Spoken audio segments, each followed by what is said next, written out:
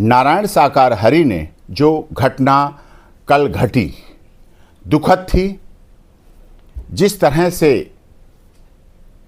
कुछ anti social elements ने सोची समझी साजिश और षड्यंत्र के तहत जब नारायण साकार हरि मंच से प्रवचन के बाद चले गए, उसके बाद एक साजिश के तहत षड्यंत्र जो भगदड़ मचाई गई है उसकी जांच हो रही है।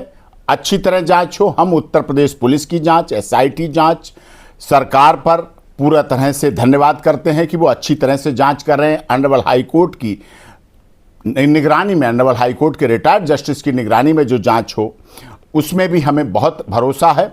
और इसके साथ साथ पूरी संवेदना है और सभी से जो भी फॉलोअर हैं, जो भी अनुयायी हैं, जहां तहां से जिस तरह से कि कोई लावारिश लाश ना रह जाए, अपने घर पहुंचे, अंतिम संस्कार के क्रिया की पूरी हो, कोई इंजर्ड दवा के अभाव में, अस्पताल के अभाव में, पैसे के अभाव में न रह जाए, वाहन के अभाव में न रह जाए, इसके लिए सभी सेवादार पूरी तरह से संलग्न हैं, लगे हुए हैं और वो कार्य कर रहे हैं। और इसी के लिए नारायण साकार ने अपनी संवेदना व्यक्त की है और अस्पताल में इलाज के लिए भी किया है। और जो भी आगे प्रोसेस होगा उसमें आगे सहयोग होगा, हर तरह से होगा। घटना दुखद है, बहुत ही जिसके लिए शब्द नहीं, निशब्द है, जिसके लिए शब्द व्यक्त नहीं किए जा सकते हैं। लेकिन फिर भी धैर्य रखना है सबको और जांच हो, कड़ी सजा मिले, जो भी दोषी हैं इसमें उनको दंड मिले। लेकिन जांच के साथ साथ इसमें पारदर्शिता होनी चाहिए। नारायण साकार हरि के जीवन में लोग कहते हैं पीछे भागे, उनके यहाँ कभी पैर छूने की प्रथा नहीं है, कभी उन्होंने जीवन में पैर नहीं छुलाए। उनके यहाँ कभी चंदा, दान पात्र, डोनेशन की कोई व्यवस्था नहीं है। वो नारायण साकार हरि आज कोई मोबाइल फोन नहीं रखते, कोई सोशल साइट्स नहीं है उनकी, कोई यूट्यूब चैनल नहीं है, कोई पत्रिका नहीं छपती है, कोई Facebook page, Instagram, WhatsApp group, कभी कुछ नारायण साकार हरि जी का नहीं रहा है। बिल्कुल उनका सुचिता का जीवन है। इसीलिए जो भी संवेदना है वो व्यक्त की जा रही है। और विलंब के कारण यह है कि कोई उनका कनेक्शन है, लॉ एंड ऑर्डर है, लॉ एंड ऑर्डर की व्यवस्था है, पुलिस प्रशासन है, वो भी व्यवस्थाएं देखनी, हमें सबकी बात माननी है, हमें सबके ऊपर विश्वास रखना है, हमें सब पर भरोसा रखना है इस आधार पर। लेकिन कोई भी आगे कानूनी कार्रवाई होगी वो हम लोग करेंगे। और नारायण साकार हरि ने सदैव शुचिता का जीवन जिया है। कभी जो आरोप प्रत्यारोपों की बात करें पूरे झूठ है, मनगढ़ंत है, साजिश है, षड्यंत्र के साथ सनातन धर्म की वजह से, उन्हें सनातन धर्म के प्रवर्तक हैं इसलिए उनके साथ ऐसा कुछ लोग सोची समझी साजिश के तहत कर रहे हैं। और उनके जो भी अनुयायी हैं वो पूरी तरह से व्यवस्थाओं में लगे हुए हैं। उत्तर प्रदेश की हाथरस की जो घटना आया है, जिसपे प्रवचन सुनने गए हिंदू सनातनियों में भगदड़ मचने के कारण कितने लोगों ने अपनी जान गंवा दी, जिसमें मासूम बच्चे हैं, महिलाएं हैं और अन्य लोग हैं। क्या वहां की कमेटी ने कूलर पंखे की व्यवस्था नहीं किया था कि उमस और गर्मी के कारण और अन्य कारण जो बताए जा रहे हैं उसकी वजह से उनको जान गंवाना पड़ा? क्या वहां शासन प्रशासन द्वारा कोई और व्यवस्था नहीं थी जब इतनी संख्या में लोग आ रहे थे? तो क्या वहां पे चिकित्सा की व्यवस्था नहीं थी? चिकित्सालय का जो हाल देखा जा रहा है, जिस प्रकार से वीडियो आ रहा है कि हॉस्पिटल के सामने लोग जमीनों पे पड़े हुए हैं,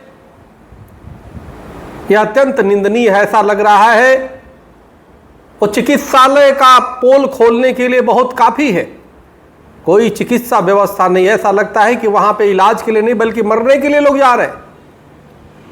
जब एक संत उत्तर प्रदेश के मुख्यमंत्री हो, इस प्रकार के हिंदू सनातनियों के साथ बर्ताव हो रहे हो, शासन प्रशासन के लापरवाही, कमेटी के लापरवाही की वजह से लोग प्राण दे रहे हो, तो इससे बड़ा दुर्भाग्यपूर्ण कुछ नहीं हो सकता। यह बहुत ही मर्माहत करने वाला है। आखिर हर जगह, कभी अमरनाथ में हिंदुओं के साथ हो रहा है, अब उत्तर प्रदेश के हाथरस में इस तरह की घटना घट गई, कहीं आतंकी घटना को अंजाम देते हैं। अभी भी जांच का विषय है कि कहीं किसी जिहादियों का तो हाथ नहीं, कहीं किसी समाज के ऐसे समाजद्रोहियों का तो हाथ नहीं जो हिंदू सनातन से घृणा करते हैं।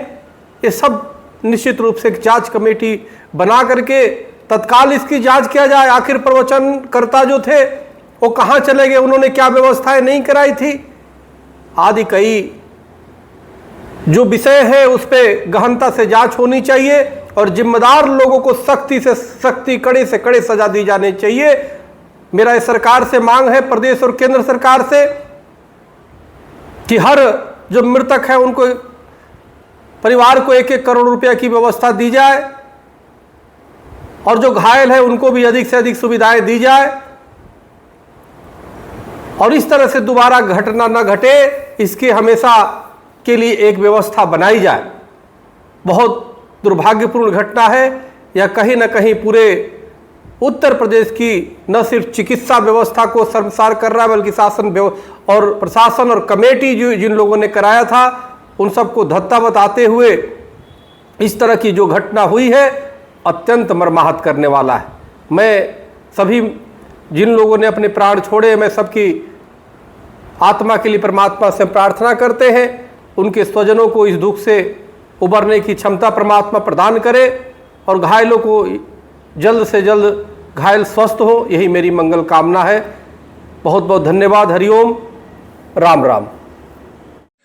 हाथरस की घटना के संबंध में अब तक सामने आए तथ्यों से स्पष्ट है कि इसमें प्रवचनकर्ता भोले बाबा तथा स्थानीय पुलिस प्रशासन की भूमिका अत्यंत संदिग्ध है।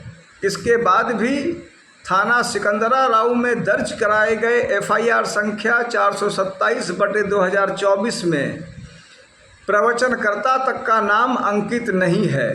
इन तथ्यों के मद्देनज़र मैंने थाना सिकंदरा राव तथा अन्य वरिष्ठ अधिकारियों को जन सुनवाई और ईमेल के माध्यम से प्रवचनकर्ता भोले बाबा तथा स्थानीय पुलिस प्रशासन के दोषी अफसरों के विरुद्ध FIR दर्ज करने हेतु पृथक शिकायती पत्र प्रेषित किया है। रामचंद्र भगवान की जय, बागेश्वर बालाजी की जय, सन्यासी बाबा की जय, आप सबकी जय हो। बताते हुए हमें प्रसन्नता है, जुलाई का महीना है और आज 2 जुलाई मंगलवार है, कल 3 जुलाई है, परसों हमारे जीवन की आयु के 1 वर्ष और कम हो जाएगी 4 जुलाई को। बहुत अद्भुत आनंद उत्सव की तैयारियां चल रही हैं बहुत व्यापक तरीके से, लेकिन इस वीडियो के माध्यम से हम एक निवेदन और प्रार्थना करना चाह रहे हैं।